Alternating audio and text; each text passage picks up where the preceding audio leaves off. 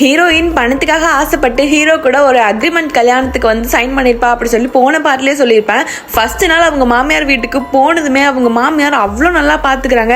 எனக்கு எப்படியாச்சும் ஒரு பேர குழந்தைய மட்டும் பெற்று கொடுத்துரு அப்படிங்கிற மாதிரி ஹீரோயின் அக்ரிமெண்ட்டில் சைன் போட்டிருக்காளே, வேற ஒன்றும் சொல்ல முடியல, சரின்னு சொல்லிட்டு வந்துடுறா. அன்னைக்கு நைட்டு 2 பேரும் தனித்தனி ரூமில் தான் தூங்க போகிறாங்க. பட் திடீர்னு அவங்க மாமியார் சவுண்டு கேட்டதும் ஹீரோவை பிடிச்சி ஹீரோயின் இழுக்கிறா. ஹீரோ நான் வரமாட்டேன்னு சொல்கிறான், உங்கள் அம்மா வராங்க உள்ள வாடா அப்படிங்கிற மாதிரி இழுத்துட்டு போயிடுறா. அவங்க மாமியாரும் வந்து செக் பண்ணுறாங்க. 2 பேரும் ஒன்னா இருக்காங்கன்னு தெரிஞ்சதும் அவங்களுக்கு ஒரே சந்தோஷமாயிருது. நடிக்கிறதுக்காக உள்ள போன 2 பேரும் உண்மையாவே அந்த இடத்துல ரொமான்ஸ் நடக்க ஆரம்பிக்குது ஹீரோ ஹீரோயினுக்குள்ள. அடுத்த நாள் காலையில எந்திரிச்சு இப்படி ஆயிடுச்சே அப்படி சொல்லி யோசிக்கிறா. பட் இருந்தாலும் அவளுக்கு ஒரு ஹாப்பியா தான் இருக்கு.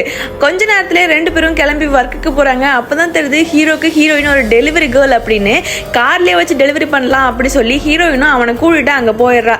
அங்க போனா ஹீரோயினுக்கு வேலை இல்லைன்னு சொல்லிடுறாங்க. ஹீரோ தான் வந்து ஹீரோயினுக்காக பேசி வேலை வாங்க கொடுக்குறான். கொஞ்ச நேரத்திலே அவங்க மாமியார் அந்த இடத்துக்கு வந்துடுறாங்க.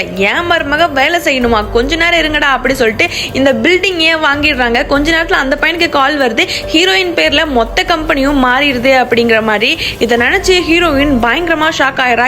இதோட பார்ட் 3 வேணா கமெண்ட் பண்ணுங்க.